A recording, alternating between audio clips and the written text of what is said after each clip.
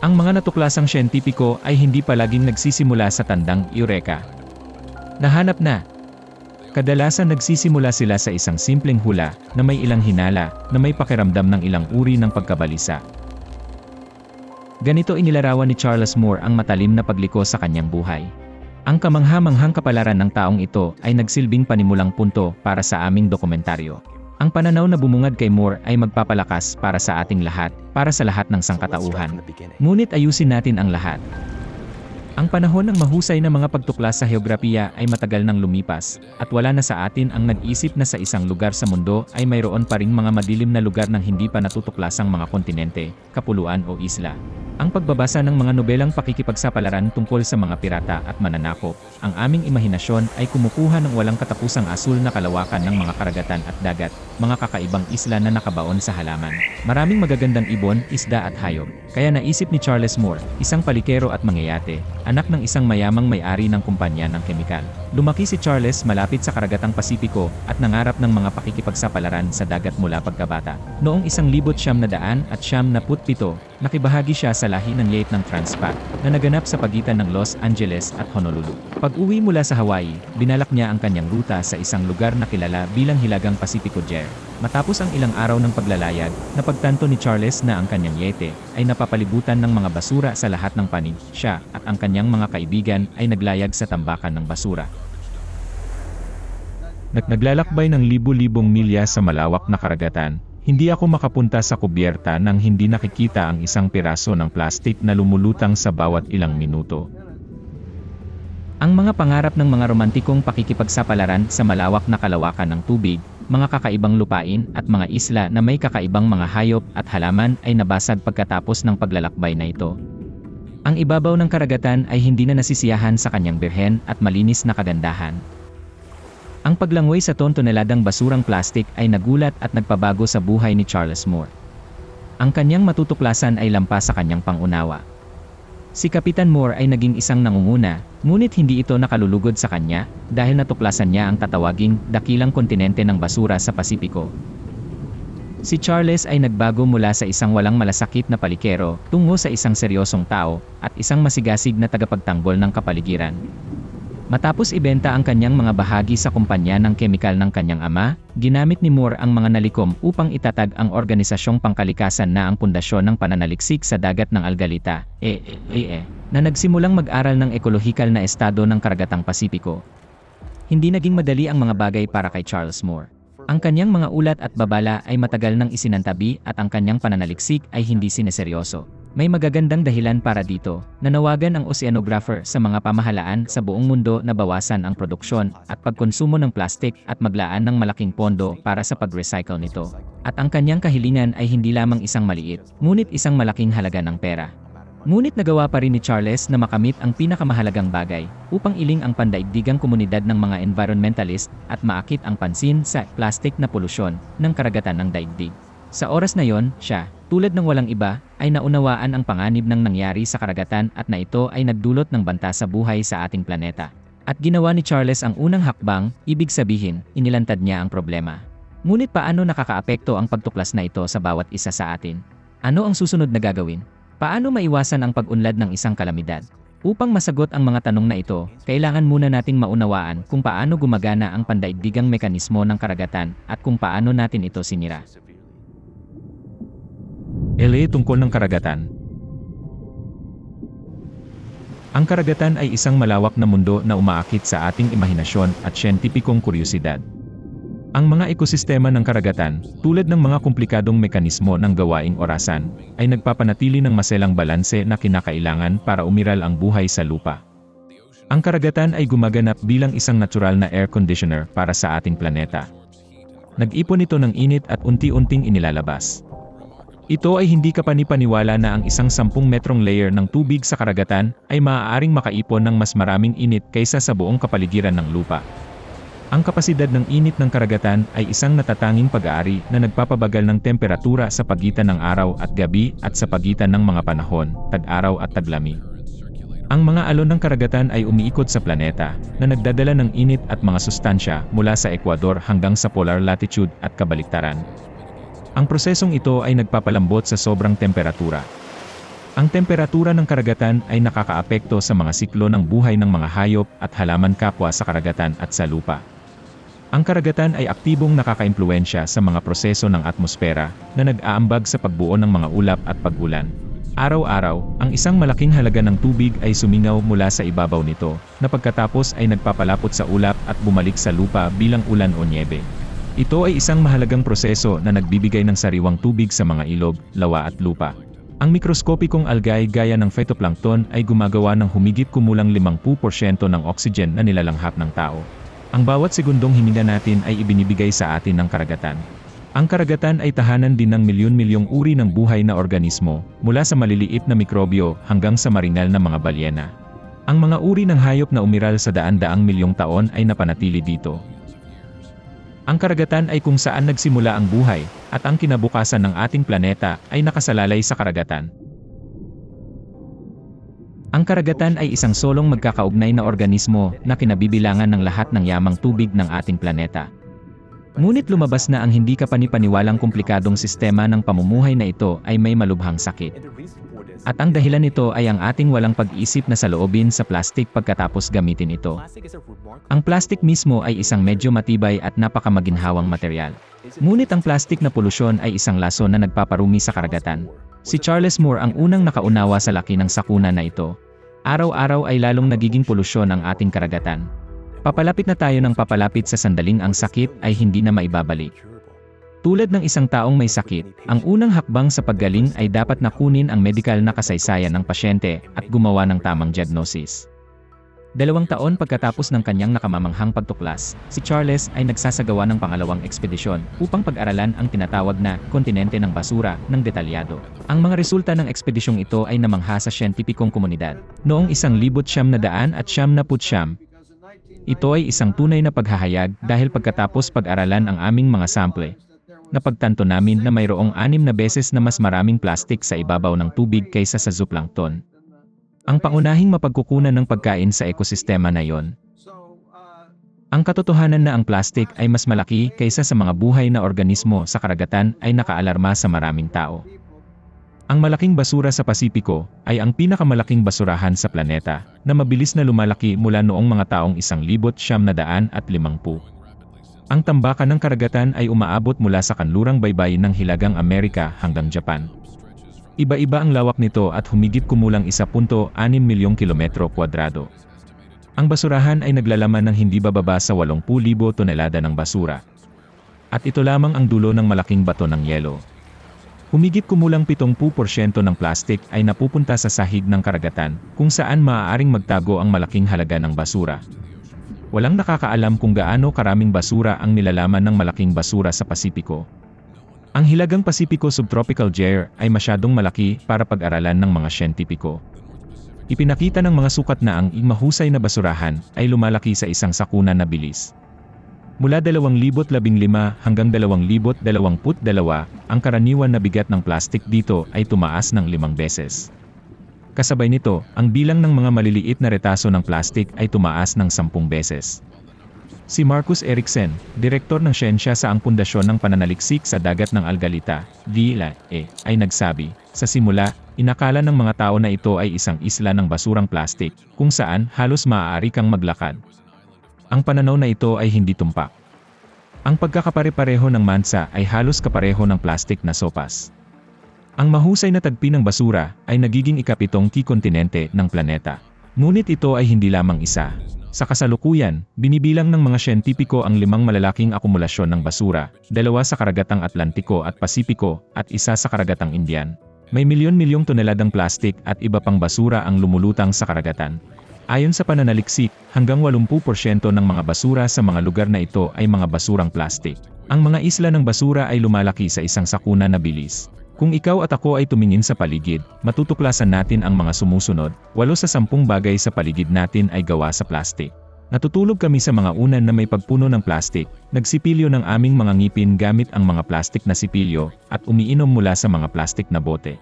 Panoorin mo ang pelikulang ito sa screen ng isang plastik na laptop o telepono. Imposibleng isipin ang ating modernong buhay nang walang material na ito. Ang mundo sa paligid natin ay naging plastik. Ang plastik ay isa sa mga pangunahing problemang kinakaharap ng sangkatauhan ngayon.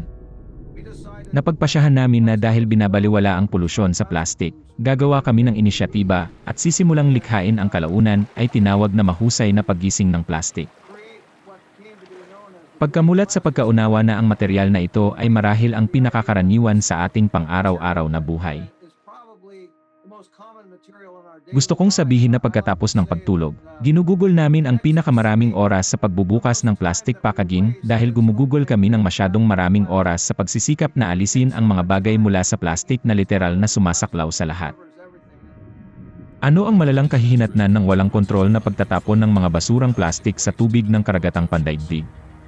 At ang pangunahing problema ay ang plastic, hindi katulad ng iba pang mga sangkap, ay hindi nabubulok. Ito ay nananatili sa kapaligiran. Hindi ito dumadaan sa normal na ikot ng biodegradation.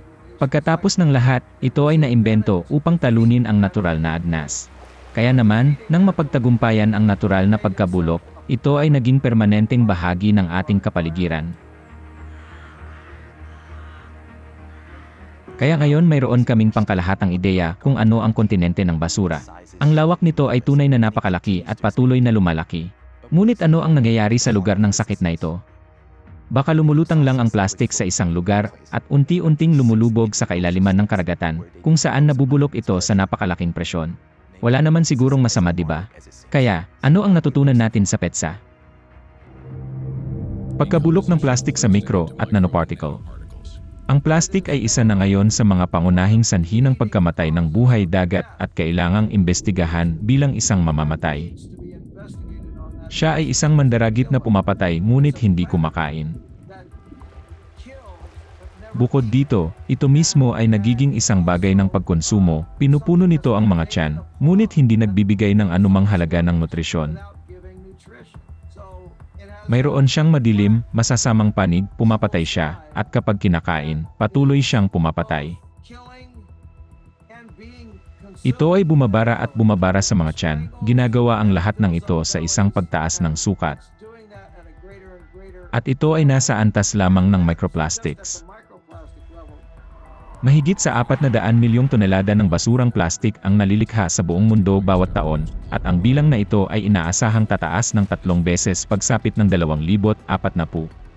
Humigit kumulang 11 milyong tonelada ng plastik ang pumapasok sa mga karagatan ng mundo bawat taon, nakatumbas ng higit sa isang truck ng basura ng plastik na itinatapon sa ating karagatan bawat minuto. Sa kasalukuyan ay may humigit kumulang 200 milyong tonelada ng plastik sa ating mga karagatan. Ipinakikita ng pananaliksik na sa 2050, ang dami ng plastik sa karagatan ay malamang nahihigit sa bilang ng lahat ng isda.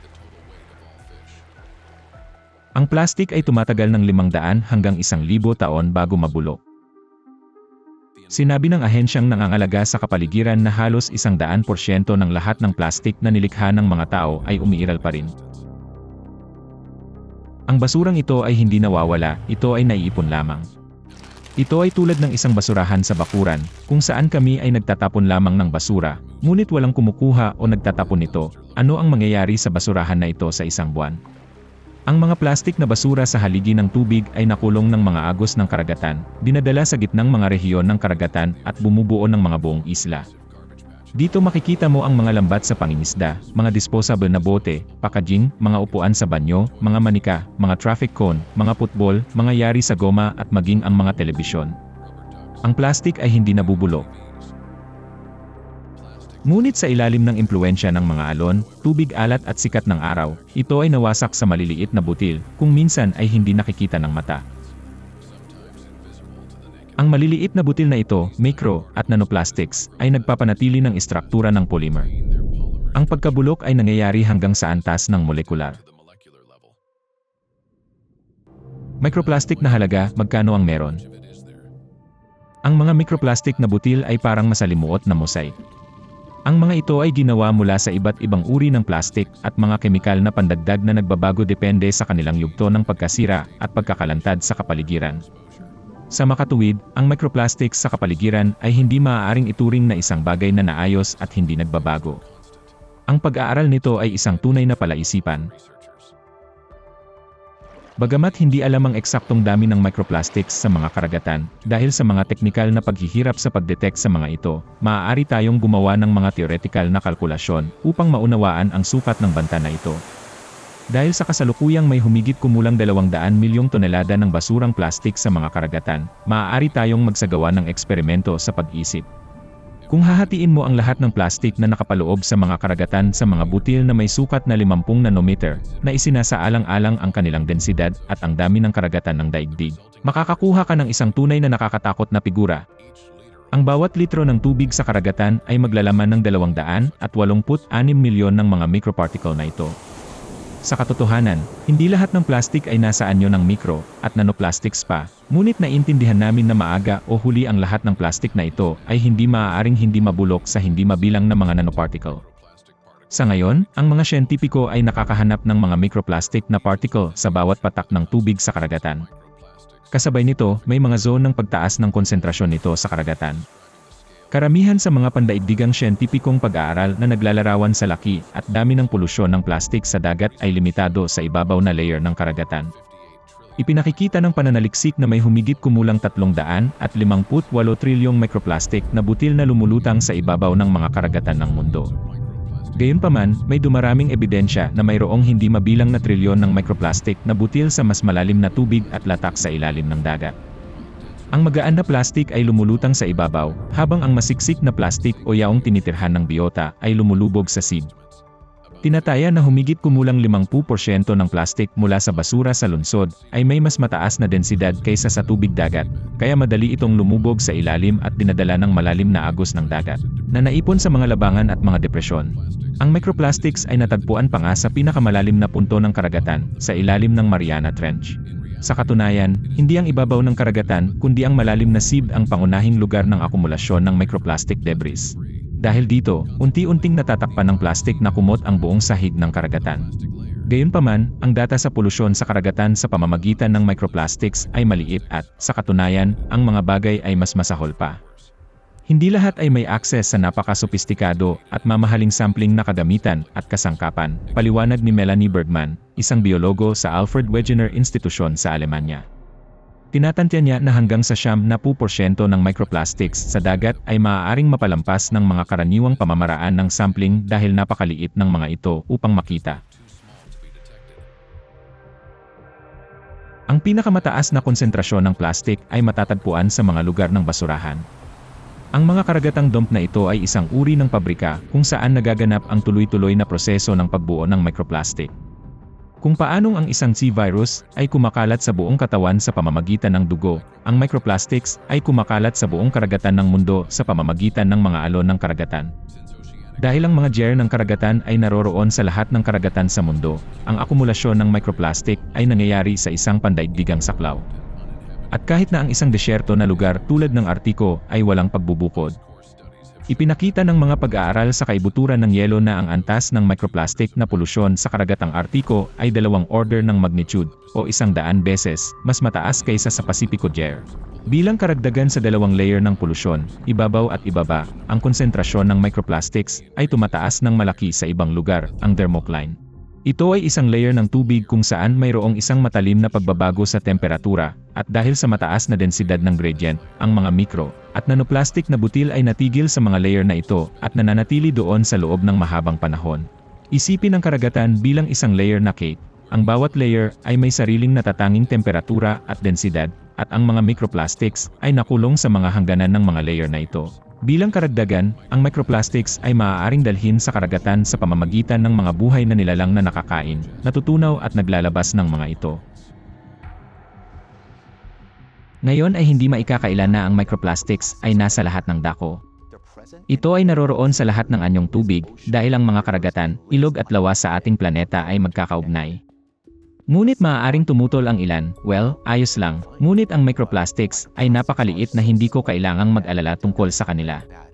Pagkatapos ng lahat, hindi ko ito nakikita sa tubig na iniinom ko o sa mga kamatis sa aking salad, kahit na sila ay lumaki gamit ang tubig na bahagi ng isang magkakaugnay na pandaigdigang siklo ng tubig. Hindi naman siguro siya ganoon kadelikado. Pero totoo ba ito? Ang microplastics ay pinagmumula ng toxins at bacteria. Kapag nalantad sa araw at mga alon, ang plastik ay nabibiyak sa mas maliliit na retaso, at ang mga tina, plasticizer, at iba pang mga kemikal ay nahuhugasan mula dito sa tubig ng karagatan. Marami sa kanila ay nakakalason. Ito ay kung paano nagiging nakakalason na sabaw ang tubig sa karagatan. Sa isopas na ito, ang proseso ng pagkabulok ng plastik sa micro at nanoplastics ay patuloy na nagpapatuloy at ang karagatan ay nagiging mas nakakalason. Ipinakita ng mga pag-aaral na ang nanoplastics ay mas nakakalason kaysa sa microplastics dahil mayroon silang mas malaking kakayahan, tulad ng isang espongha, upang i-absorb ang mga pollutant mula sa tubig at hangin. Ang ibabaw ng basurang plastik ay pinaninirahan ng mga mapaminsalang algae, mga kolonya ng bakterya at fungi, kung saan mabilis silang dumami. Ang mga plastik na isla ay pinagmumulan ng mga pathogenic mikroorganismo na maaaring magdulot ng mga mapanganib na sakit sa mga tao at hayop.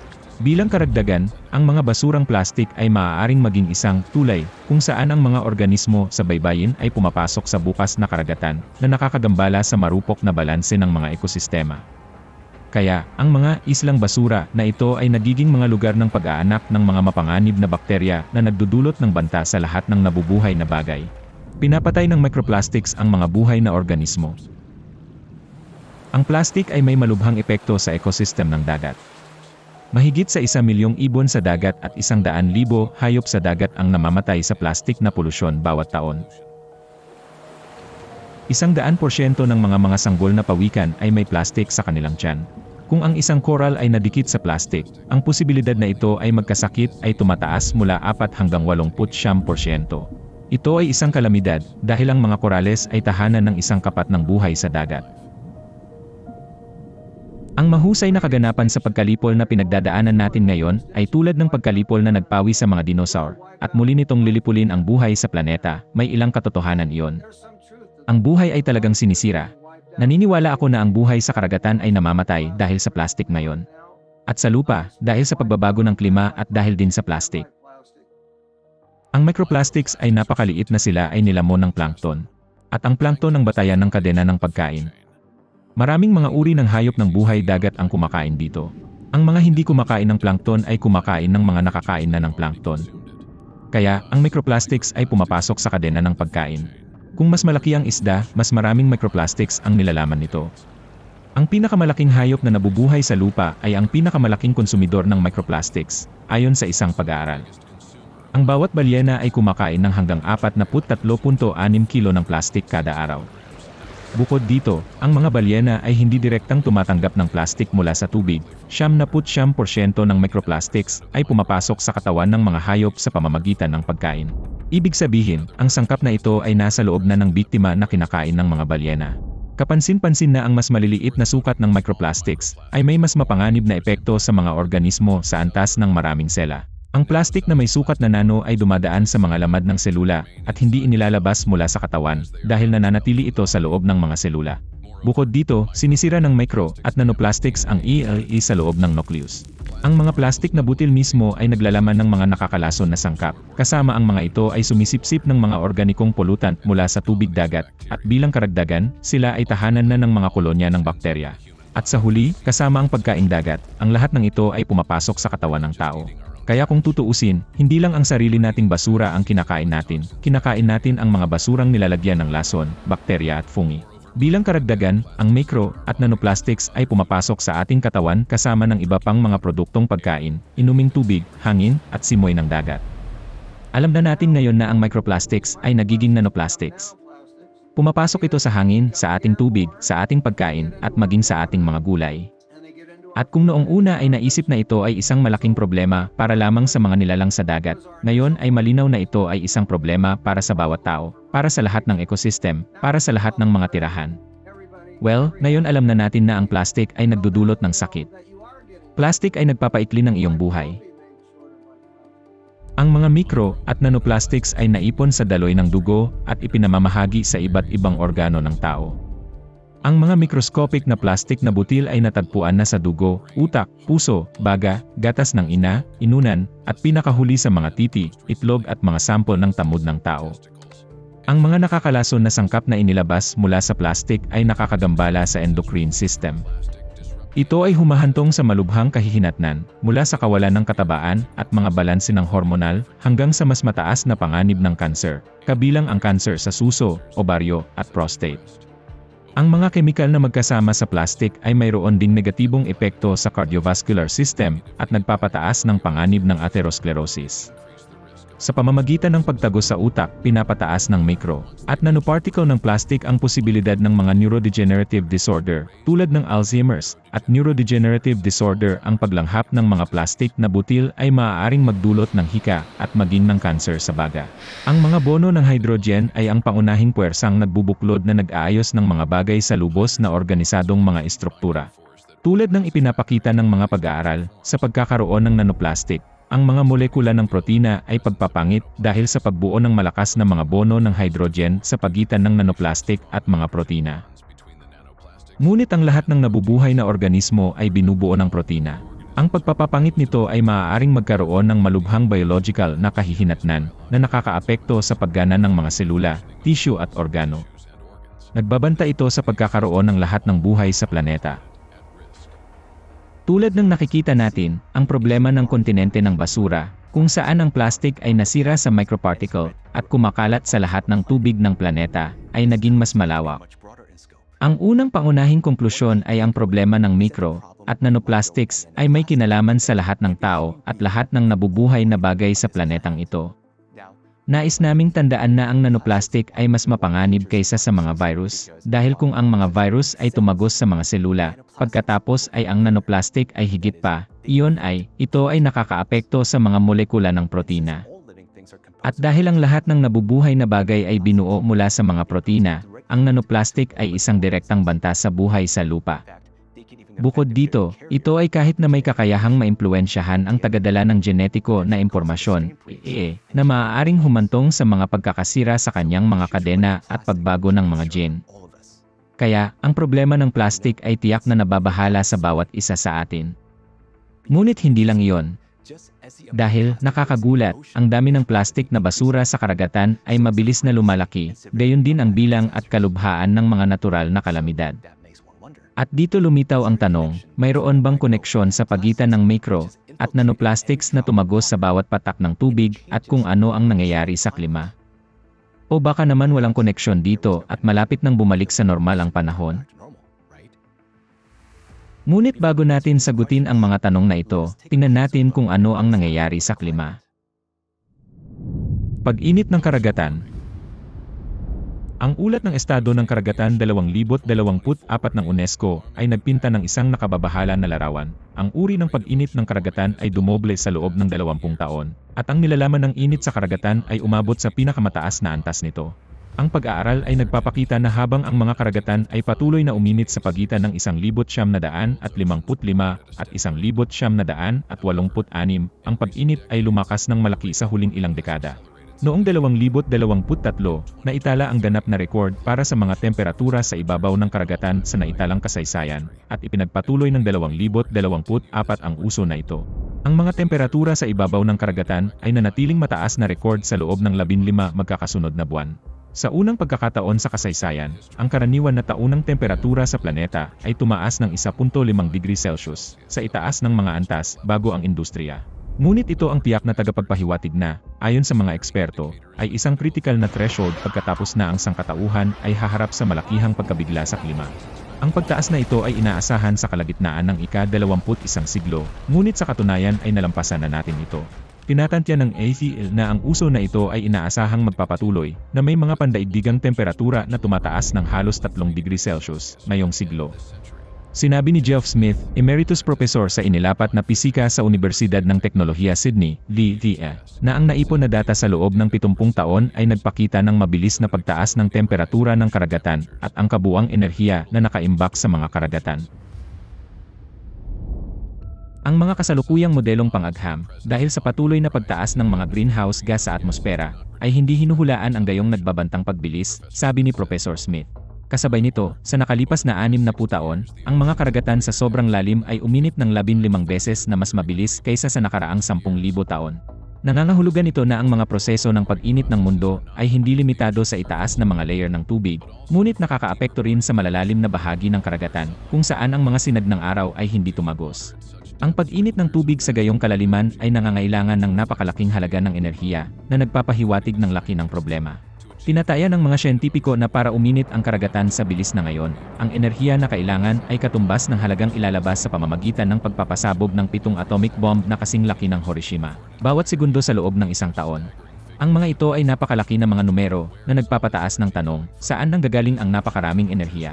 Habang tumataas ang temperatura, patuloy na tumataas ang tubig sa karagatan na nagbabanta na lamunin ang buong baybayin.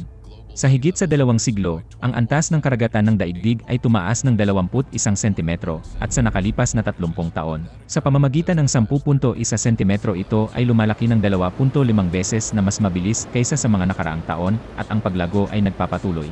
Kung magpapatuloy ang uso, milyon-milyong tao ang magiging refugee, mapipilitang umalis sa kanilang mga tahanan at magkubli sa malayo sa dagat. Gayon din, mula noong taon 1960 na po ang karagatan ay nawalan ng 2% ng oxygen nito dahil sa pagtaas ng temperatura ng tubig at mga pollutant na nakapaloob dito, kabilang ang mga basurang pang-industriya, domestic at agrikultura. Ang mga uri ng hayop sa baybayin ay nasasakal dahil sa pagbaba ng antas ng oxygen. Humigit kumulang 700 patay na sona ang natukoy, kung saan halos wala ng marine flora o fauna na natitira. Ang pag-init ng karagatan ay humahantong sa mas madalas at matinding mga kaganapan sa panahon tulad ng mga baha, bagyo at matinding pag-ulan. Ang lahat ng ito ay nagbabanta sa mga ekosistem ng planeta at sa buhay ng bilyon-bilyong tao. Bawat taon ang prosesong ito ay nagpapabilis at ang mga pagbabago ay nagiging mas kapansin-pansin. Abnormal na pagtaas ng mga natural na sakuna. Ang karagatan, na sa loob ng maraming taon ay gumanap bilang isang natural na regulator ng klima, ngayon mismo ay nagiging pinagmumulan ng mga mapanirang kababalaghan. Abnormal na pag-ulan at pagbaha. Ang pag-init ng karagatan ay nagdaragdag ng pagsingaw, na binabad ang kapaligiran ng kahalumigmigan, na pagkatapos ay nagiging matinding pag-ulan. At narito kung paano nagbago ang dami ng abnormal na pag-ulan sa Europa mula noong 2000. Ang mga tala ng ulan ay umabot sa mga bagong antas. Ang isang buwang halaga ng pag-ulan sa isang araw ay hindi na nakakagulat sa sinuman. Ang taunang antas ng pag-ulan sa loob ng ilang araw o kahit na oras ay ang bagong katotohanan. Nakatanggap ang Iran ng halos 4 na taong halaga ng pag-ulan sa loob ng 3 araw. Nakatanggap ang Oman ng mas maraming ulan sa loob lamang ng isang araw gaya ng mangyayari sa loob ng 2 taon. At sa United Arab Emirates, 5 taunang pag-ulan ang bumagsak sa parehong panahon. Imposibleng maiwasan ang isang mapangwasak na sakuna na baha na may ganitong pag-ulan. Sa kasamaang palad, ang isang malinaw na halimbawa nito ay ang nakamamatay na baha sa Espanya. Nakatanggap ang rehiyon ng Valencia ng higit sa 1 taong halaga ng pag-ulan sa loob lamang ng 8 oras. Nagresulta ito sa mapangwasak na mga baha na pumatay ng higit sa 220 katao at naging gulo ng putik, mga gulong sasakyan at mga durog na bato ang mga lansangan ng lungsod. Ang walang uliran, patuloy na pagbaha ay tumama sa katimugang Brazil mula noong huling bahagi ng Abril. Ang sakuna ay pumatay ng 181 katao. Mahigit kalahating milyon ang nawalan ng tirahan. Ang mga baha ay kumitil ng daan-daang buhay sa hilagang mga lalawigan ng Afghanistan. Ang mga rumaragasang ilog ng tubig at putik ay nagwasak sa mga lugar na may populasyon.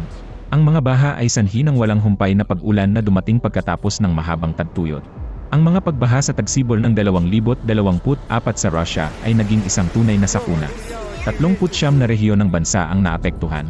Ang pinakamahirap na sitwasyon ay nabuo sa rehiyon ng Orenburg. Hindi pa nagkaroon ng ganitong baha sa rehiyon sa buong kasaysayan ng mga obserbasyon. Ang Kazakhstan ay nahaharap sa pinakamalalang baha sa loob ng 80 taon. 10 sa 17 rehiyon ng bansa ang naapektuhan. Humigit kumulang 100,000 katao ang inilikas.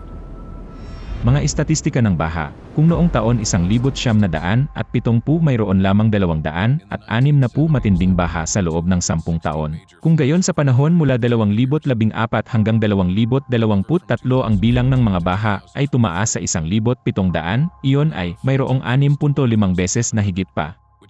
Sa Europa, ang matinding pag-ulan ay naging 44 na beses na mas madalas sa nakalipas na 5 taon kaysa noong taon 2000. Noong 2024, ang oras sa pagitan ng mga sakuna ay nagsimulang bumaba ng higit pa, at ang kanilang kapangyarihan ay tumaas ng labis na ang mga tao ay walang oras upang makabangon mula sa nakaraang sakuna. Dahil muli nilang natagpuan ang kanilang mga sarili sa sentro ng isang mapanirang elemento, at ang mga kahihinatnan para sa ekonomiya at infrastruktura ay umabot sa mga buwan o kahit na taon. Mga ulan ng nyebe. Sinisira din ng mga ulan ng nyebe ang lahat ng makasaysayang talaan. Noong nakaraang taglamig, ang napakalaking pag-ulan ng nyebe ay sumasakop sa mga bansa sa Europa, Canada, Russia, Kazakhstan, China, Turkey, Japan at marami pang ibang rehiyon. Mahigit sa 70% ng teritoryo ng Mongolia ay natatakpan ng nyebe, sa ilang mga lugar na higit sa 1 metro ang lalim. Ang mga rehiyon ng pag-aanak ng baka ay dumanas ng malaking pinsala. Humigit kumulang 4 na milyong ulo ng baka ang namatay dahil sa gutom at pagkahapo. Mga anomalya sa temperatura. Noong 2024, halos lahat ng mga bansa ay nakaranas at patuloy na nakakaranas ng mga record na alon ng init. Noong Marso 15 ang Prague, Czech Republic, kung saan ang karaniwan na pinakamataas na temperatura ay karaniwang hindi lalampas sa 10 degree Celsius, ay nagtala ng bagong pinakamataas na temperatura na plus 18.6 na degree Celsius sa unang pagkakataon sa 249 na taon ng mga obserbasyon. Nagdala rin ang Abril ng hindi pa naganap na kabuluhan sa temperatura sa Europa. Sa loob lamang ng 10 araw, nasira ang mga rekord ng init sa 128 bansa sa buong mundo. Karamihan sa mga bansa sa Europa ay nakaranas ng mas mainit na temperatura noong Abril kaysa sa karaniwan nilang ginagawa sa kalagitnaan ng tag-araw. Kasabay nito, ang isa sa mga pinakadramatikong pagbabago sa temperatura sa naitala na kasaysayan ay naobserbahan. Ang Slovenia ay nakakita ng isang mag-record ng malamig na snap na higit sa 26 degrees Celsius sa loob lamang ng isang araw. Sa India, ang pinakamataas na temperatura ng Abril ay umabot sa 46 na degree Celsius. Sa isang pamantayan hanggang sa 35 degree Celsius. Ang mga tao ay hindi makatiis sa gayong pagkarga ng init. Matapos mawalan ng malay ang mga pulis habang nagtatrabaho sa kalye, ipinasok sa kanilang kagamitan ang mga naka-air condition na helmet. Sa Mecca, Saudi Arabia, hindi bumaba ang temperatura sa ibaba 40 degree Celsius sa loob ng ilang sunod-sunod na araw noong Hunyo. Ang matinding init ay kasabay ng Hajj, kung saan mahigit 2,700 pilgrim ang dumanas ng heatstroke sa isang araw lamang, Hunyo 16. Ang mga tao ay nahulog mismo sa mga lansangan dahil sa hindi matiis na init. Hindi maiisip na hindi bababa sa 1,300 katao ang namatay.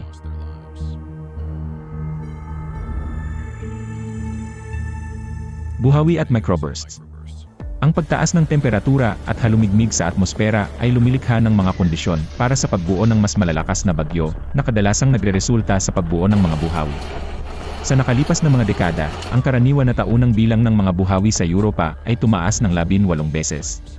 At sila ay naging mas makapangyarihan. Noong Setyembre 28, isang mapanirang buhawi ang dumaan sa rehiyon ng Moscow. Ang isang buhawi ng kapangyarihang ito sa taglaga sa mapagtimpi ng mga latitude ay isang ganap na hindi pangkaraniwang bagay. Sa mga nagdaang taon, nagsimulang mangyari ang mga micro-explosion sa atmosfera na may nakababahala na dalas. Kapag tumama ito sa lupa, ang pababang daloy ng hangin ay nagdudulot ng pahalang na pagbugso ng hangin na maaaring umabot sa bilis na 130 kilometro bawat oras. Ito ay tulad ng pagbuhos ng isang malaking balde ng tubig mula sa langit na may radius na halos 5 kilometro. Maaari silang maging lokal, tulad ng nangyari sa Brazil.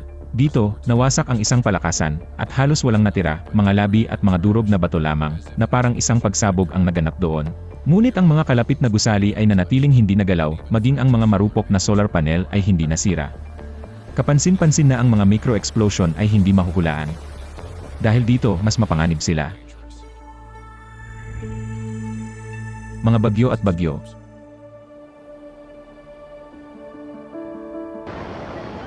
Nagsimula ng maglandfall ang mga bagyo sa mga lugar na dating itinuturing na ligtas. Sa buong kasaysayan ng mga obserbasyon, 3 bagyo lamang ang tumama sa baybayin ng Mexico sa lugar ng lungsod ng Acapulco. At 2 sa kanila ay nasa loob ng 1 taon, Bagyong Otis noong Oktubre 2023 at Bagyong John noong Setyembre 2024 na naging isang tunay na bangungot para sa mga residente ng Mexico. Na halos mawala at napunta sa karagatan, bigla itong tumindi at tumama sa bansa ng mas malakas. Ang Bagyong Yagi ay nagdala ng napakalaking dami ng ulan sa Vietnam, na pumatay ng hindi bababa sa 300 katao at nasugatan ang daan-daang iba pa. Ang tropikal na bagyo na Helene ay naging pinakamalakas mula noong simula ng pagmamasid sa meteorolohiko. Ang nakamamatay na bagyo ay pumatay ng hindi bababa sa 230 katao sa 6 na estado. Kasabay nito, ang ekonomiya ng ASEAN ay dumanas ng pinsala sa halagang humigit kumulang $250 bilyong. Wala pang 2 linggo, isa pang malakas na bagyo, ang Milton, ang tumama sa estado ng Florida. Kinailangan lang siya ng mahigit 12 oras para lumakas mula sa kategorya 1 hanggang sa pinakamataas, sa kategorya 5.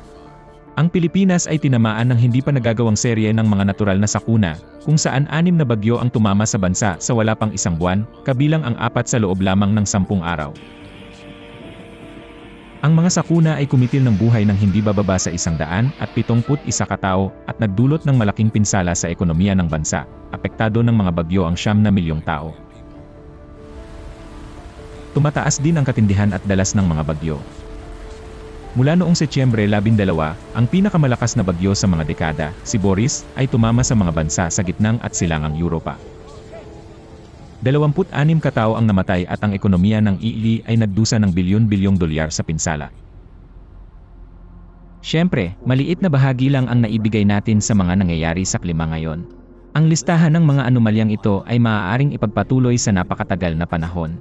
Ngunit kahit na sa aming sinabi, nagiging malinaw na ang sitwasyon ng klima ay literal na isang hindi ipinahayag na digmaan sa sangkatauhan. Hinaharap kami sa suntok ng suntok. At kung sa totoong mga aksyong militar ay maaaring magkaroon ng kasunduan ang mga kalaban at ilatag ang kanilang mga armas, kung gayon hindi ka makakasundo sa klima. At gayon pa man kaya at dapat nating talunin ito. Pag-uusapan natin ito mamaya.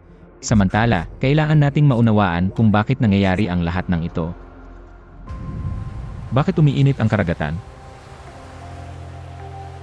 Hypothesis.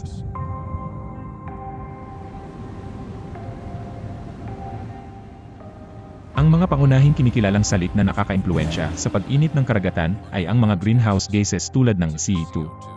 Ang mga gas na ito ay nakakatulong na mapanatili ang init sa atmosfera at magpainit sa itaas na mga layer ng tubig. Gayunpaman, may iba pang mga kadahilanan na maaari ring magkaroon ng mahalagang papel. Tignan natin ang dalawang graph.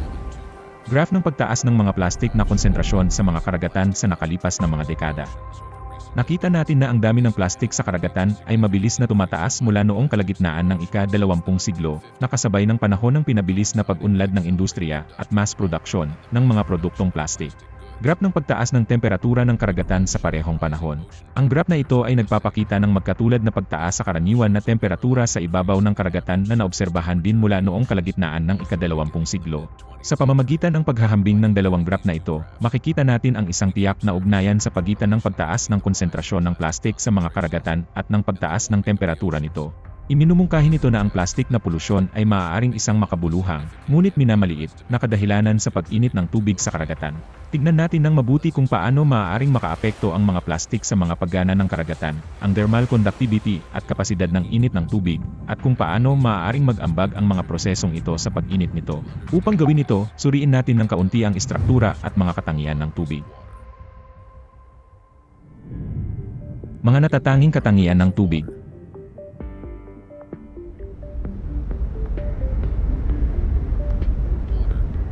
Ang tubig ay isa sa pinakanatatangi at mahiwagang sangkap sa lupa.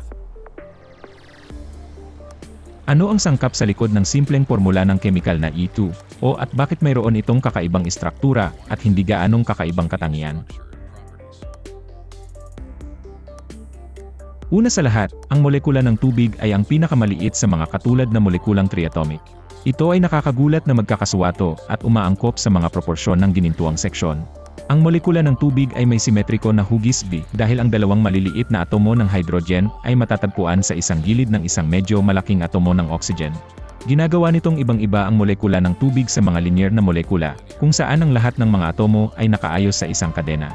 Sa ilalim ng normal na mga kondisyon, ang mga molekulang triatomic ay bumubuo ng mga gas, at ang mga molekula ng tubig ay bumubuo ng likido.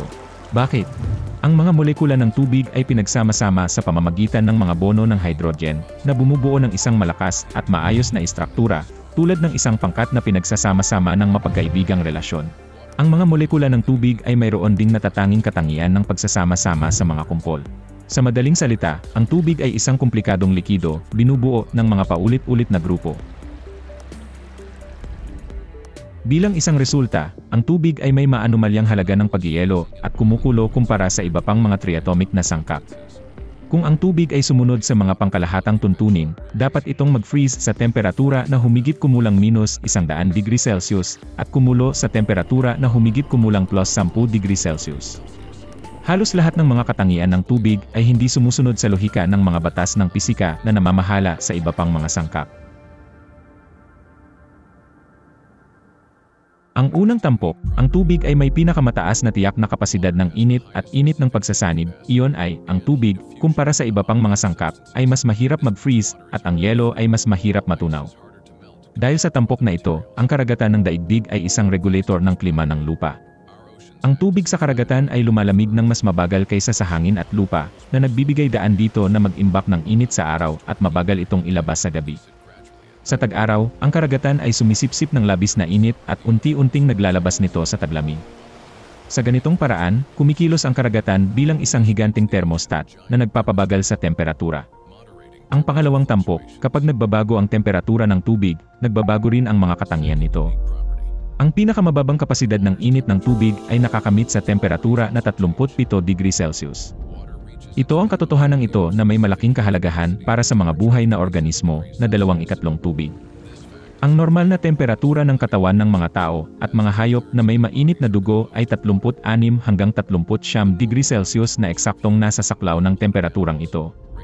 Sa temperatura na ito, ang pinakakomplikadong biochemical metabolic reaction ay nagaganap ng pinakamabisa. Para bang tiniyak ng kalikasan mismo na ang mga nabubuhay na organismo ay maaaring mapanatili ang kanilang init nang hindi nag-aaksaya ng maraming enerhiya, at sa gayon ay magpapatuloy ang kanilang pag-unlad. Ang ikatlong katangian ng tubig. Ang ikatlong tampok ng tubig, kapag ang karamihan sa mga sangkap ay pinainit, ang kanilang densidad ay nagiging mas mababa, ang mga molekula ay tila gumagalaw, at kapag pinalamig, ang kanilang densidad ay nagiging mas mataas, ang mga molekula ay gumagalaw ng magkakalapit. Ngunit sa tubig, ang mga bagay ay medyo naiba. Kapag ang tubig ay pinalamig sa 4 na degrees, tumataas nga ang densidad nito, gaya ng karamihan sa iba pang mga sangkap.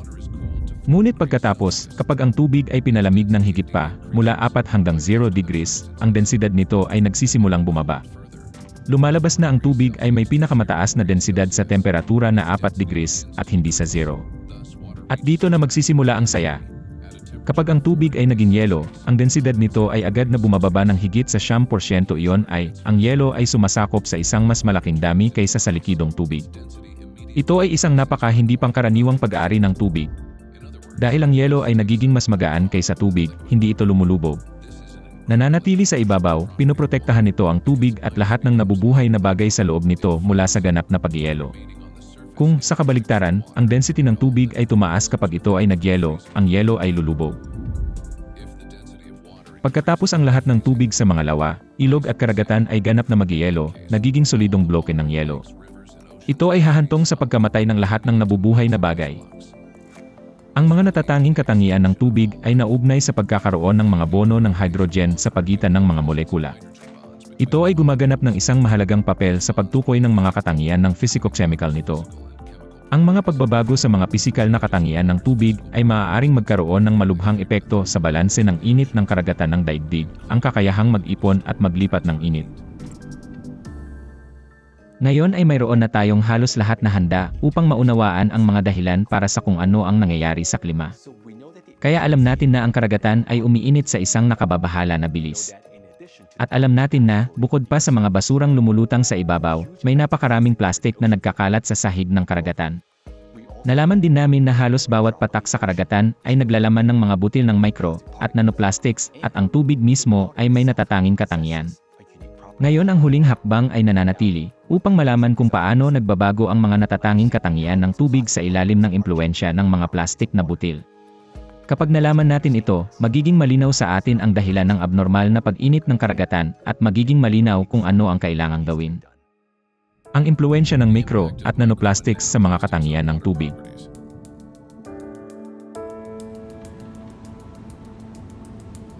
Ang plastik ay isang nanggaling ng petrolyo. Hindi ito nabubulok, ngunit nabubulok sa mga micro at nanoplastic na butil. Ang mga nanoplastic butil ay napakaliit na mas maliit sila kaysa sa laki ng isang virus. Kapag ang gayong mga butil ay pumasok sa tubig, sinisira nila ang nakaayos na istruktura nito, na batay sa mga bono ng hydrogen sa pagitan ng mga molekula. Tinutukoy ng mga bono na ito ang mga pangunahing katangian ng tubig, at ang mga pagbabago nito ay nakakaapekto sa pisikal at kemikal na mga katangian nito. Ang mga nanopartikel ng ilang plastik, tulad ng polyethylene terephthalate, ili, at nylon, ay naglalaman ng mga atomo ng oxygen at nitrogen. Ang mga atomo na ito ay may kakayahang bumuo ng mga bono ng hydrogen ng direkta sa mga molekula ng tubig. Bilang isang resulta, ang mga naturang butil ay, kumbaga, itinayo sa nakaayos na istruktura nito, binabago ang organisasyon at nakakagambala sa mga pangunahing katangian. Bilang karagdagan, sa mga may tubig na solusyon kung saan ang iba't ibang mga sangkap ay naroroon, pati na rin kapag ang at temperatura ay nagbabago, ang mga nanoplastic na butil ay maaaring maging dekuryenteng sisingilin. Nangyayari ito dahil sa mga pagbabago sa kemikal sa kanilang ibabaw, tulad ng oksihenasyon, at dahil sa adsorpsyon ng mga ion tulad ng sosa, at chlorine, sile, sa tubig dagat. Ang mga naka-charge na plastic nanopartikel, na napapalibutan ng mga ion, ay nakakaakit ng mga molekula ng tubig at bumubuo ng isang multi-layer na coat ng mga molekula sa kanilang paligid. Sa wika ng kimika, ito ay tinatawag na hydration, at ang coat mismo ay tinatawag na hydration shell. Nagpasya ang mga mananaliksik mula sa École Polytechnique de Lausanne na alamin kung gaano kalaki ang hydration shell na ito para sa mga ions. Iyon ay, kung gaano karaming mga molekula ng tubig ang tumutugon sa ion. Nakagawa sila ng ilang nakakagulat na resulta. Lumalabas na ang isang ion ay maaaring makaimpluwensya sa humigit kumulang 1 milyong molekula ng tubig na nakapalibot dito. Ang epektong ito ay pinahusay kung ang butil ay may mataas na singil sa ibabaw at isang mataas na konsentrasyon ng mga adsorbed ions. Bilang resulta, ang isang maliit na butil ng nanoplastic ay maaaring magbago ng mga katangian ng milyon-milyong molekula ng tubig. Ang mga molekula na nakagapos sa hydration shell ay hindi gaanong gumagalaw, na binabawasan ang kanilang kontribusyon sa kabuuang kapasidad ng init ng tubig. Iyon ay, sa parehong panlabas na pag-init, ang naturang tubig ay mas mabilis na uminit, at kapag pinalamig, mas mabilis itong lalamig kumpara sa dalisay na tubig. Bilang karagdagan, ang nagambalang istruktura ng mga bono ng hydrogen sa paligid ng nanoplastic ay humahantong sa pagbaba sa thermal conductivity ng tubig.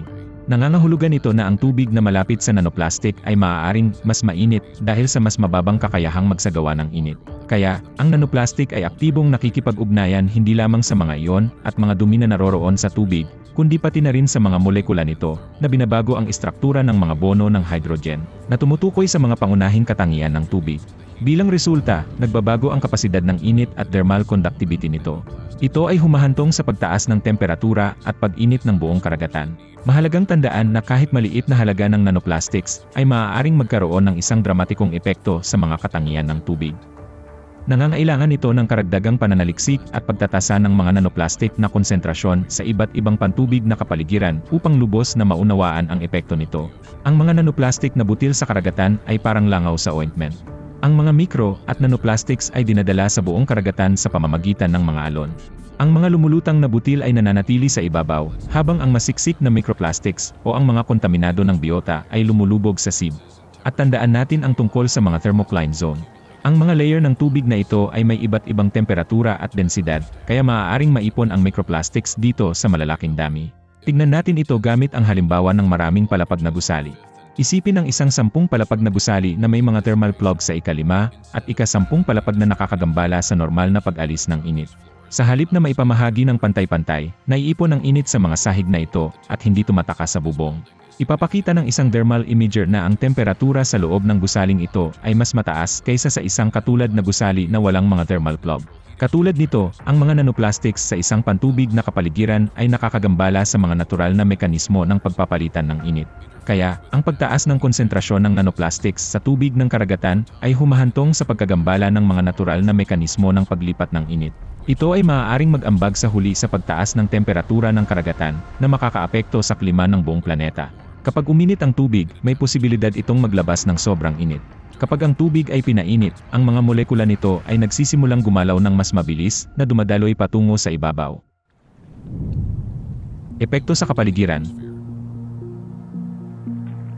Dahil sa labis na enerhiya, ang ilang mga molekula ng tubig ay humihiwalay sa ibang mga molekula at nagiging singaw. Isipin ang isang hot air balloon na dahan-dahang tumataas sa langit. Ang lobo na ito ay ang aming singaw ng tubig. Habang tumataas ang altitude, bumababa ang temperatura ng hangin. Sa ilalim ng mga kondisyong ito, ang singaw ng tubig ay nagsisimulang magkondense na nagiging maliliit na patak. Ngunit para mabuo ang mga patak ng tubig, kailangan nila ng isuporta, mga microscopic na butil na tinatawag na condensation nuclei. Ang mga ito ay maaaring mga butil ng alikabok, asin sa dagat o suot. Kung mas marami ang paghalay nuclei, mas mabilis ang proseso. Sa atmosfera, ang singaw ng tubig at mga patak ng tubig ay nagbabanggaan sa mga electric field at static na pag-igting ng atmosfera na nasa nakapalibot na hangin at nakakakuha ng singil ng kuryente. Napakahalaga ng mga singil at sa proseso ng pagbuo ng ulap, halos lahat sila. Kung ikaw ay nasa paligid ng masamang panahon at mga bagyo, alam mo na ang ilang mga ulap ay may mga singil sa kuryente. Ngunit matagal na itong natuklasan, kahit na hindi ito itinuturing na partikular na mahalaga o naugnay ngayon, na sa katunayan ang lahat ng mga ulap ay sinisingil. Kaya kung titingnan mo ang isang ulap, tulad ng nakikita ko ngayon, ang tanong ay lumitaw, paano sila nabubuo, ano ang nangyayari doon? At nalaman namin na may mahalagang papel ang mga pagsingi. Ang mga naka-charge na patak ay nagsisimulang mag-akit sa isa't isa tulad ng maliliit na magnet na nagpapabilis sa proseso ng pagbuo ng malalaking patak. Ang mga patak na ito ay nagsasama-sama upang bumuo ng mga ulap at pag-ulan, kabilang ang granizo.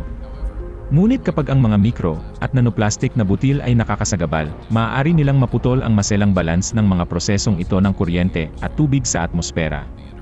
Ang interaksyon ng mga kristal ng yelo at butil ng aerosol, kabilang ang plastic, ay nagpapataas ng electrostatic charge ng atmosfera. Bukod dito, ang mga mikro at nanoplastic na butil ay nagiging epektibong sentro para sa paghalay ng singaw ng tubig. Sa paligid ng mga sisingilin na butil na ito, ang proseso ng pagbuo ng mga patak ng tubig, mga kristal ng yelo at yelo ay nangyayari ng mas mabilis. Kung mas malaki ang lugar sa ibabaw ng nanopartikel, mas malaki ang mga granizo at mga ulap ng ulan na nabubuo sa atmosfera. Nakikita na natin na ang mga ganitong kababalaghan ay nagiging mas madalas at mapanira. Ang pagkakaroon ng micro at nanoplastics ay maaaring makaapekto sa densidad at pisikal na katangian ng pagsingaw mula sa ibabaw ng karagatan na nagpapabagal sa pagtaas nito. Ito ay tulad ng pagkakaroon ng isang maliit na bato na nakatali sa isang lobo. Bilang resulta, nabubuo ang mga ulap sa mas mababang altitude, karaniwang nasa ibaba ng 2 kilometro. Ang mga mababang ulap ay hindi gaanong mahusay sa paggalaw at pamamahagi ng ulan. Nagdudulot ito ng tagtuyot sa ilang rehiyon at labis na pag-ulan sa iba. Ang mga mas makapal na ulap, tulad ng isang kumot, ay nagbitag ng init sa atmosfera at pinipigilan itong mawala sa kalawakan. Ang pagtaas ng temperatura ay humahantong sa mas malaking pagsingaw ng tubig mula sa mga karagatan at dagat. At kung mas maraming kahalumigmigan, mas nagiging mainit ang kapaligiran. Ito ay isang mabisyo na bilog. At nararapat na tandaan na para sa bawat antas ng pag-init, ang kahalumigmigan sa hangin ay tumataas ng humigit kumulang 7% at ang bilang ng mga kidlat ay tumataas ng 12%.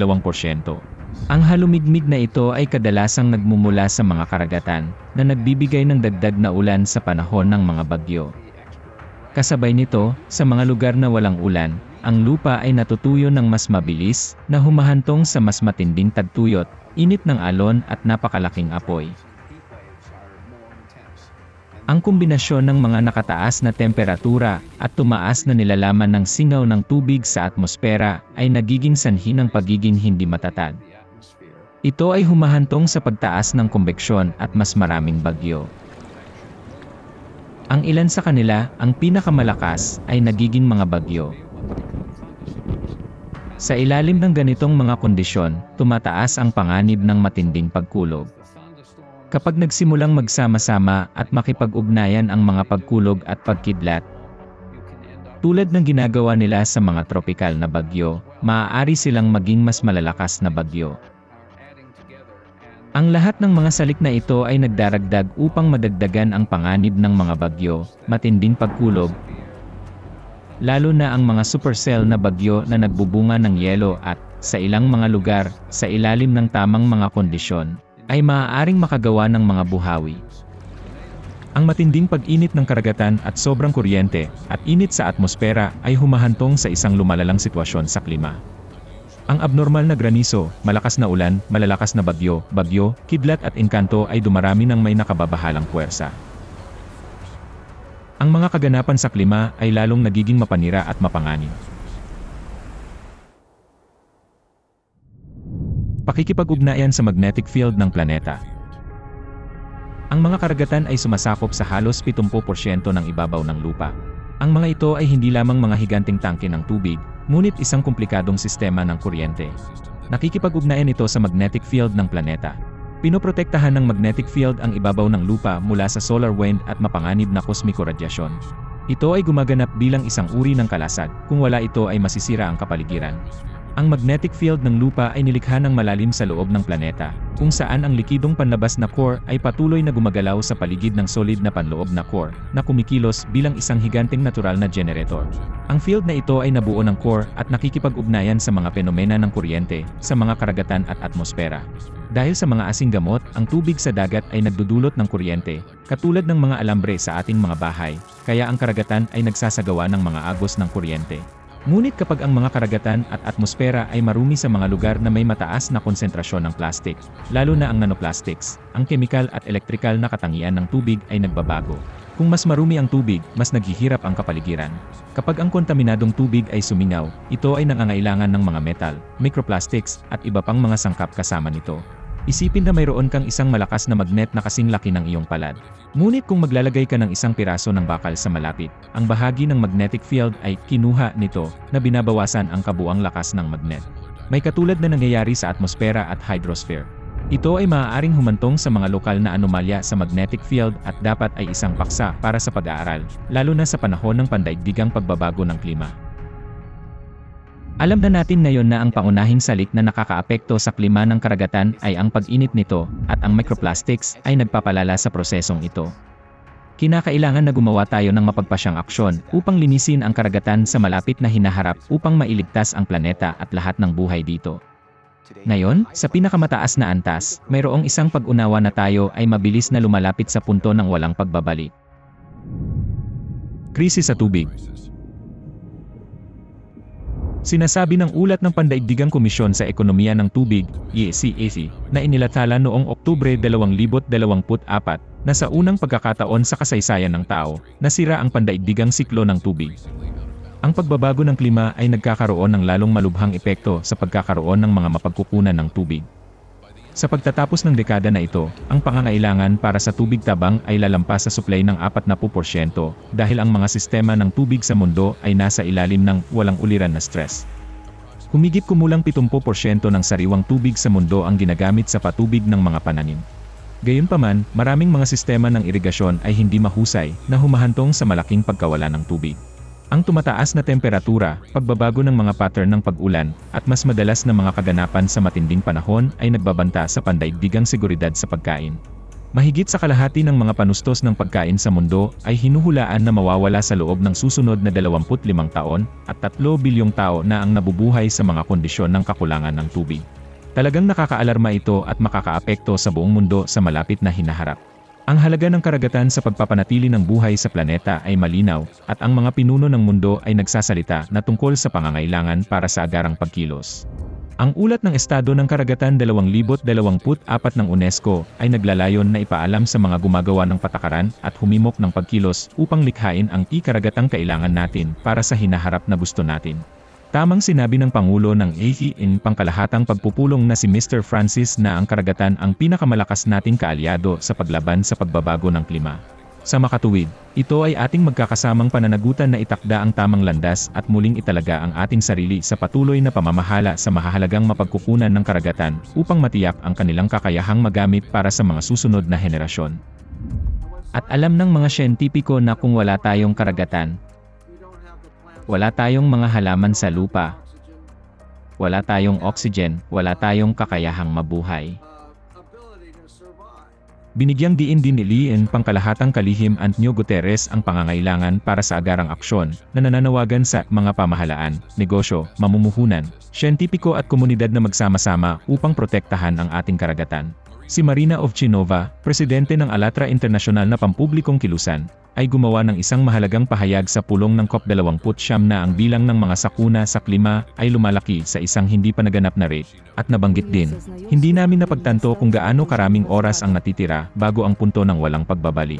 Malinaw na ang pagpapanatili ng malusob na karagatan ay kritikal sa kinabukasan ng ating planeta.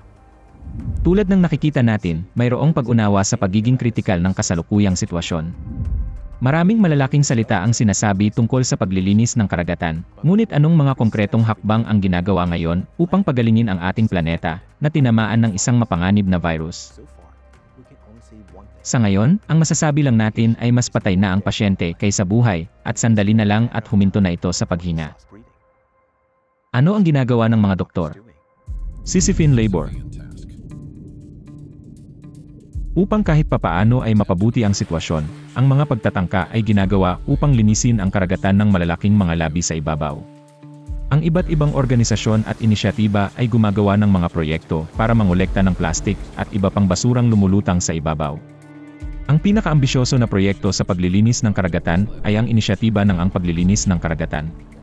Ang kanilang teknolohiya ay binubuo ng 2 sasakyang dagat na naglalayag sa tubig at humihila sa likod ng mga ito ng isang hadlang na humigit kumulang 2 at 2 kilometro ang haba, na nasa ilalim ng tubig ng 4 na metro. Sa lalim na ito na ang karamihan sa mga plastik na debris sa ibabaw ay puro. Ang basura ay kinokolekta sa isang malaking bag, at kapag ito ay puno, ito ay kinakaladkad sa isa sa mga barko, kung saan ang plastik ay pinagbubukod-bukod at nakabalot. Pagkatapos nito, ibinaba muli ang bag sa tubig at magsisimula muli ang proseso. Sa unang sulyap ito ay mahusay na tunog, ngunit may ilang mga pananarinari.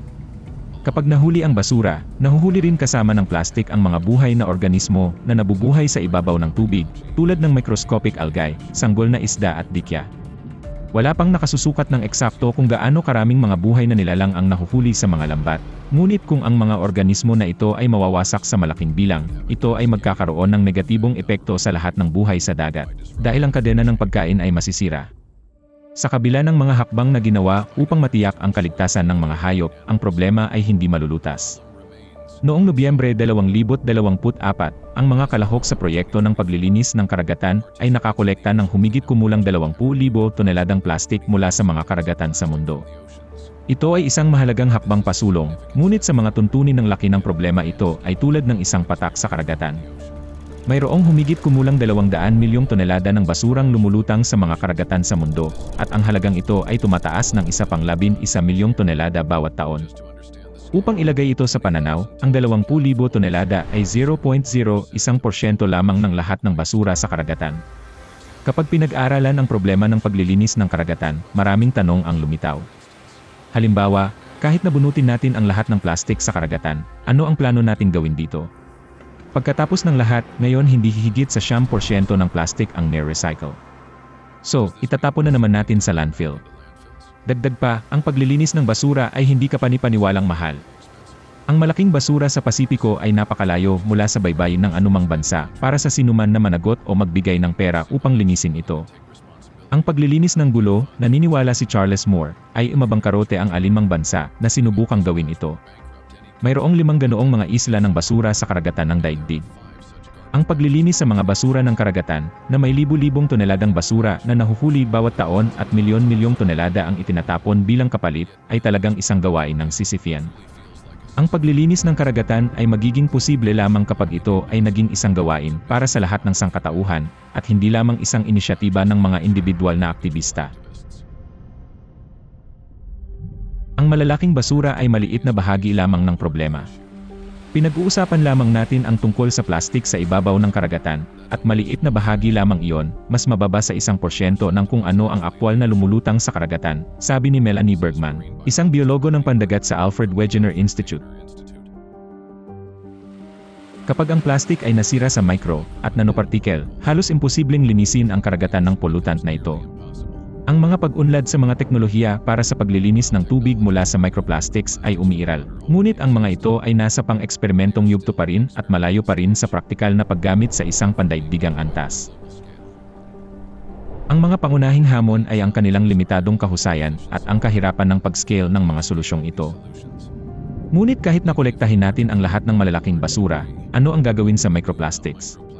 Pagkatapos ng lahat, ito ay nakakalat sa buong kapal ng karagatan, at mayroong higit na marami nito sa ilalim. At ito ay microplastics na nagdudulot ng pangunahing banta. Sa katunayan, ang paglilinis ng karagatan ay tulad ng isang gawaing Sisyphean, dahil ang dami ng basurang itinapon sa mga karagatan ay mas malaki kaysa sa kinukuha. Ano ang dapat gawin pagkatapos? Malinaw na ang mga umiiral na teknolohiya sa paglilinis ay ganap na hindi sapat sa laki ng problema. Bahagyang binabagalan lamang nila ang pag-slide ng planeta sa kailaliman ng klima. Kaunti pa at ang punto ng walang pagbabalik ay ipapasa. Ang isang makatwirang tanong ay lumitaw. Ang sangkatauhan ba ay may teknolohiya upang linisin ang karagatan ng daigdig ng micro at nanoplastics? O tayo ba ay napapahamak? Umiiral na ang teknolohiya. Kapag ang kahalumigmigan ay suminaw, ang microplastics ay tumataas mula sa ibabaw ng tubig patungo sa atmosfera. Upang linisin ang karagatan at kapaligiran ng micro at nanoplastics, kailangan namin ng isang sukat ng planeta na filter. At ang papel na ginagampanan ng naturang filter ay maaaring isagawa ng isang generator ng tubig sa atmosfera, o AE, para sa maikli, kapag ito ay ginagamit sa isang malaking sukat. Ito ay isang aparato na nagpapalit ng kahalumigmigan mula sa atmosfera sa malinis na tubig. Araw-araw, ang tubig ay sumingaw mula sa ibabaw ng lahat ng ating karagatan, dagat at lawa. Kapag ito ay tumaas sa isang tiyak na taas, sa itaas ng isang tiyak na punto, ito ay lumalamig hanggang sa hamog at nagiging ulap. At pagkatapos, natural, dinadala ng hangin ang ulap na ito palayo. Kapag bumaba ang temperatura nito sa ibaba ng punto ng hamog, nagiging ulan ito at muling nagbabago ang estado. Sa pamamagitan ng pag-alis ng kahalumigmigan mula sa hangin, pinasisigla natin ang pagsingaw. Kasabay ng pagsingaw, isang bagong bahagi ng micro at nanoplastics ang tumataas mula sa ibabaw. Ang prinsipyo ng pagpapatakbo ng aparato ay ang mga sumusunod. Ang hangin na pumapasok dito ay unang sumasailalim sa pagsasala. Ang tubig ay namumuo mula sa kahalumigmigan sa hangin. Kaya't ang tanging kinukuha ng aparato ay ang E2 o molekula na mas maliit kaysa sa microplastic na butil. Ibig sabihin, sa ganitong paraan ay lilinisin natin ang karagatan ng microplastics, mababawasan natin ang pasanin sa mga yamang tubig ng ating planeta. At sa ganitong paraan tayo ay magbibigay ng inuming tubig sa mga rehiyong nangangailangan nito. Tanging ito ay kailangang gawin sa isang pang-industriya na sukat, at ito ay kailangang nasa pandaigdigang antas ng pamahalaan. Kaya, ang mga generator ng atmosfera ay nagiging isang artificial na filter na binuo sa ikot ng tubig ng planeta. Bilang karagdagan, ang matinding pagsingaw ay nagpapalamig sa karagatan. Ang teknolohiya ng nagpapalapot ng tubig mula sa hangin ay gumagana sa isang prinsipyo na katulad ng plasmapheresis, isang pamamaraan ng paglilinis ng dugo. Kung paanong ang plasmapheresis ay kumukuha ng mga mapaminsalang sangkap mula sa dugo at nagpapanumbalik ng imunidad ng katawan, ang AGC ay nagsasala ng mga nanoplastics mula sa singaw ng tubig at nagpapanumbalik ng mga likas na paggana ng karagatan. Sa ganitong paraan, lilinisin natin ang kapaligiran at karagatan mula sa microplastics. Bukod dito, sa tulong ng mga pag-install ng AE, ay matatanggap namin ang kinakailangang dami ng dinalisay na tubig para sa lahat ng domestic at pang-industriya na pangangailangan. Ang ginamit na tubig ay dapat ibalik sa lupa, kung saan ito ay makikipag-ugnayan sa mga mikroorganismo na nabubulok sa nanoplastics, mapapayaman sa mga mineral at sumasailalim sa natural pagkatapos ng paggamot. Kapag dumating ang kahalumigmigan, ang tubig sa lupa at mga ilog na natuyo ay magsisimulang mabawi. Magiging mataba ang lupa at muling mabubuhay ang mga halaman. Gayon din, ang basa-basa na lupa ay makakatulong na pakinisin ang mga pagbabago sa temperatura. At ang mataas na thermal conductivity ng tubig ay magpapahintulot sa init na epektibong maalis mula sa mga may init na lugar. Ito ay lalong mahalaga sa konteksto ng pagbabago ng klima sa planeta.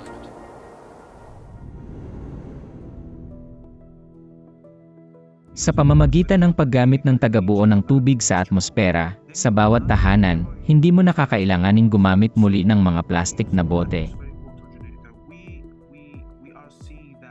Kaya sa pamamagitan ng paggamit ng tagabuo ng tubig sa atmosfera, ay malulutas natin ang problema sa tubig. Mababawasan natin ang pinsalang dulot ng produksyon ng plastik, babawasan natin ang mga paglabas ng carbon mula sa transportasyon, at tutulungan natin ang kapaligiran na bumalik sa natural na ikot nito. Makakapagbigay ba ang teknolohiyang ito ng tubig sa mga tao sa disyerto? Ito ay isang teknolohiya na nagpapahintulot sa iyo na lumikha ng tubig kahit saan. Dahil ang mismong prinsipyo ng teknolohiyang ito ay ang paghalay ay nabuo dahil sa pag-init at paglamig. Kaya't sa lambak ng kamatayan, man ito sa Nevada o sa Sahara Desert, maaari pa rin tayong gumawa ng tubig doon. Nangangahulugan ito na maaari tayong bumuo ng tubig saan man sa planeta. Ngunit ang tanong ay lumitaw, hindi ba natin patuyuin ang hangin sa ganitong paraan? Tungkol sa nilalaman ng tubig ng nakapaligid na hangin o atmosfera, tulad ng nasabi ko na, ganap na walang posibilidad na makagambala sa natural na balanse ng atmosfera, dahil ito ay masyadong malaki at napakalakas. At kahit na lumikha tayo ng isang kamangha-manghang, malaking makina na patuloy na sumisipsip ng tubig mula sa atmosfera, ito ay kaagad na parang sa kabilang kamay nito. Sasalok ng tubig mula sa karagatang Pasipiko o sa pinakamalapit na anyong tubig. Bukod pa rito, kapag naglalabas tayo ng labis na kahalumigmigan sa atmosfera, bumababa ang dami ng matinding pag-ulan at hangin. Nililinis din ito mula sa methane at CO2. Sa loob lamang ng 2 hanggang 3 taon ng aktibong paggamit ng mga generator ng tubig sa atmosfera, ang karagatan at kapaligiran ay lubos na malilinis. Sa pamamagitan ng paglilinis ng karagatan ng microplastics, ibabalik natin ang pagpapaandar ng pagsasagawa ng init nito. Ang karagatan ay muling magsisimulang maglabas ng init sa atmosfera, at pagkatapos ay tatakas ito sa kalawakan. Palambutin nito ang mapanirang epekto ng mga sakuna. Bilang karagdagan, ang paglipat sa AE ay magbabawas ng pag-asa sa mga pinagmumulan ng tubig sa ibabaw at ilalim ng lupa. Ang mga AE ay maaaring gumawa ng kinakailangang dami ng tubig para sa pag-inom at pang-industriya na pangangailangan. Magiging mahalaga ang mga ito sa konteksto ng krisis sa tubig at titiyakin ang pagpapanatili ng supply ng tubig. Gagawin itong posible na ganap na maipatupad ang ilang AE mga layunin ng napapanatiling pag-unlad ng sabay-sabay. Upang magsimula ang proseso ng paglilinis ng karagatan sa isang pandaigdigang saklaw, dapat nating makuha ang lahat ng ating tubig mula lamang sa atmosfera. Ibig sabihin, ganap na lumipat sa AET pagkatapos ng lahat. Ang mas maraming kahalumigmigan na nakukuha natin mula sa atmosfera, mas matindi ang pagsingaw na nangangahulugan na ang proseso ng paglilinis ng karagatan ay mapabilis. At para sa matipid na panustos ng enerhiya ng AE, kailangan nating gumamit ng mga generator ng enerhiya na walang gasolina, ENI. At syempre, kailangan nating ihinto ang pagtatapon ng basura sa karagatan. Bilang karagdagan, isagawa ang muling pagtatayo ng mga sistema ng alkantarilya. Ang mga hakbang na ito ay hahantong sa isang siyentipiko at teknolohikal na revolusyon, matiyak ang napapanatiling supply ng tubig at mabawasan ang negatibong epekto sa klima. Kaya, sa loob lamang ng 3 hanggang 5 taon, halos maibabalik ng karagatan ang mga function nito na nagdadala ng init. At dapat nating gawin ang lahat ng ito sa pinakamaikling posibleng panahon. Kaya ito ay magandang balita. Lumalabas na ang mga teknolohiyang may kakayahang iligtas ang ating planeta at mga tao mula sa pagkawasak ay umiiral. Kaya may pagkakataon tayo. Ang natitira na lang nating gawin ay lutasin ang mga issue sa organisasyon at ipatupad ang solusyon. Ngunit narito ang isa pang problema ay lumitaw. Ang mga modelo ng klima na isinasaalang-alang ang lahat ng mga anthropogenic na kadahilanan, tulad ng lumalabas, ay malayo sa katotohanan. Kung ano ang hinulaang sa 100 hanggang 150 taon ay lumalabas sa harap ng ating mga mata. Nagsisimula ng kilalanin ng mga siyentipiko na may iba pa, isang bagay na lampas sa impluwensya ng tao. Ang pagkilos ng iisang bagay na ito ay humahantong sa isang patuloy na pagtaas ng pagkakaiba sa pagitan ng theoretical na modelo at katotohanan. Tawagin natin itong AI factor. Ang AI factor. Ang karaniwan na temperatura sa buong mundo ay hindi nagpapakita ng tunay na pagbabago ng klima, dahil ang ilang mga rehiyon ay tumataas ng mas mabilis. Ang mga pagbabagong naganap noong 2023 ay napakalaki at higit pa sa anumang nakita natin noon. At sa makatuwid ito ay nangangailangan ng paliwanag. Ang mga modelong ginamit namin upang gayahin ang klima ay hindi nagpapaliwanag nito ng mahusay. At nalaman namin na bilang isang resulta ng lahat ng ito, may ilang mga pagbabago sa likas na katangian ng mga alon ng karagatan at hangin sa atmosfera. Kaya, sa kabila ng sobrang init, ito ay pinapalipat-lipat ng mga agos ng karagatan at atmosfera at nakakonsentra sa ilang partikular na rehiyon sa mga paraang hindi pa natin nakikita noon. Ang pandaigdigang pang-agham na komunidad ay nanonood ng may alarma habang ang mga uso sa pagbabago ng klima ay lumalampas sa kanilang mga predictive na modelo. Ano ang dahilan ng napakalaking kamalian ng mga modernong modelo ng klima? Ayon sa ilang eksperto, ang isa sa mga pangunahing dahilan ay nakasalalay sa mahiwagang gas factor. Gayunpaman, ang mga record ng temperatura ng 2023 ay naalarma sa mga siyentipiko at nagpapahiwatig ng ilang misteryosong mga bagong proseso na maaaring nangyayari. Sabi ng punong siyentipiko ng klima ng NASA na si Gavin Schmidt. Ito ay hindi lamang isang record. Ito ay isang record na sinira ang nakaraang record sa pamamagitan ng isang margin ng record. Kasabay nito, Ang mga pamatagalang uso ay malinaw sa amin, at ang mga ito ay hinihimok ng mga greenhouse gases, anthropogenic na epekto. Ngunit ang nangyari noong 2023 ay iyon mismo, at pagkatapos ay ilan. At ang dagdag na bagay na ito ay higit pa sa inaasahan o maipapaliwanag natin. Sa pelikulang ito, tiningnan natin ang isa sa mga salik na nakakaimpluwensya sa pagtaas ng temperatura ng karagatan. At ito ay isang pagbabago sa mga katangian ng tubig sa karagatan mismo. Naapektuhan ng mga nanoplastics ang kapasidad ng init at thermal conductivity ng tubig na nakakakuha ng init sa tubig ng karagatan. Mayroon ding mga greenhouse gas na nagpapainit sa atmosfera, na nagpapainit naman sa ibabaw ng karagatan. Ngunit ang mga salik na ito ba ay may kakayahang magpapataas ng pag-init ng karagatan ng labis kung ang pag-agos mula sa araw ay nananatiling pareho at ang lahat ng anthropogenic na kadahilanan ay isinasaalang-alang sa mga modelo ng klima. Ito ay nagpapahiwatig na ang karagdagang init ay nagsimulang dumaloy sa karagatan mula sa ibang lugar. Ipinapakita ng pananaliksik na ang average na lalim ng karagatan ay uminit ng 15 beses na mas mabilis sa nakalipas na 60 taon kaysa sa nakaraang 10,000 taon at ang bilis ng pag-init ay bumibilis.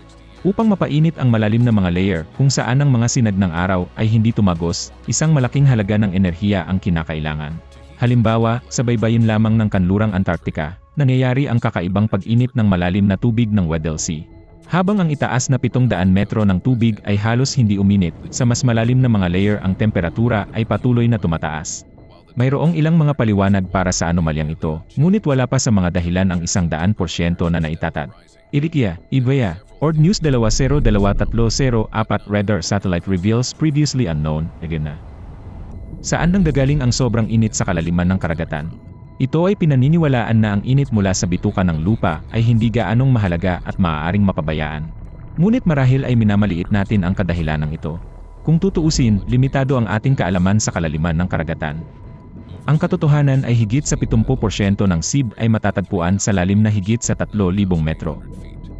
Ang pananaliksik sa napakalalim na kalaliman ay naugnay sa maraming mga teknikal na problema. Ang mga batiscafe at sensor ay bihirang bumaba doon, at ang mga kalkulasyon ay batay sa lumang data. Wala lang kaming ideya kung ano talaga ang nangyayari sa ilalim ng karagatan. Halimbawa, kamakailan lamang natuklasan ng mga siyentipiko ang 19,000 dati nang hindi kilalang mga bulkan sa ilalim ng dagat. Sa ngayon, halos 5% lamang ng sahig ng karagatan ang namak. Hanggang sa ma-explore natin ito ng 100%, halos bulag tayong magtatrabaho. Napansin ng oceanographer na si Professor Arthur Veterito ng Universidad ng Maryland na mula noong 1975 ang bilang ng mga lindol sa sahig ng karagatan sa kahabaan ng mga tagaytay sa gitna ng karagatan ay tumataas. Kaya, nagplano ako ng aktibidad ng seismic sa mga zone ng mga tagaytay sa gitna ng karagatan at inihambing ito sa mga pagbabago sa temperatura ng mundo. At nakikita natin ang 2 taong pagkahuli. Sa madaling salita, ang aktibidad ng seismic ay nauuna sa mga pagbabago sa temperatura ng mundo ng halos 2 taon. Kung mas mataas ang aktibidad ng seismic, mas aktibo ang paggalaw ng magma sa system. Ang temperatura ng natunaw na magma na ito ay maaaring lumampas sa 1,000 degree. Ito mismo ang aming pinag-aralan. Wala kaming direktang sukat sa dami ng tumataas na magma. Ang magagawa lang natin ay sukatin ang antas ng aktibidad ng seismic. Dahil para dito mayroon tayong pandaigdigang network ng mga istasyon ng seismic. Kaya, ipinapakita ng pananaliksik ni Arthur Veterito na ang pag-init ng karagatan ay malaki rin ang naimpluwensyahan ng mga endogenous na proseso tulad ng aktibidad ng seismic at magmatic. Ang aking pananaliksik ay nagpapakita na ang geothermal na pagpilit ay isang makabuluhang salik sa global warming. Gaya ng nakikita natin dito, nagpapakita ang data ng Argo ng mga pagbabago sa temperatura ng mundo sa iba't ibang lalim sa nakalipas na 20 taon. Karamihan sa init ay inililipat sa ibabaw, ngunit nakikita rin natin ang pagtaas ng pag-init mula sa ibaba. Ibig sabihin, ang init ay nagmumula sa itaas at sa ibaba. Walang paraan. Gaya ng itinuro namin, kung mag-zoom in ka sa bahaging ito ng plume, makikita mo na walang paraan na ang mas mataas na temperatura sa ibaba ng layer ng ibabaw ay maaaring magmula sa ibabaw, dahil mayroong malamig na anomalya dito, at isang mainit na anomalya sa ilalim nito. Ngunit hindi ito makakalusot sa layer na ito, na kilala bilang thermocline. Ang thermocline ay mahalagang isang natatanging hangganan na naghihiwalay sa mainit-init na tubig sa ibabaw, na kilala bilang pinaghalong layer, at ang mas malamig na tubig sa ibaba nito, na tinatawag na malalim na tubig. Sa katunayan, ang sistemang ito ay konektado. Ito ay talagang sumisira sa thermocline. At mayroong ilang mga kagiliw-giliw na pag-aaral kamakailan na nagmumungkahi na ang thermocline ay talagang humina.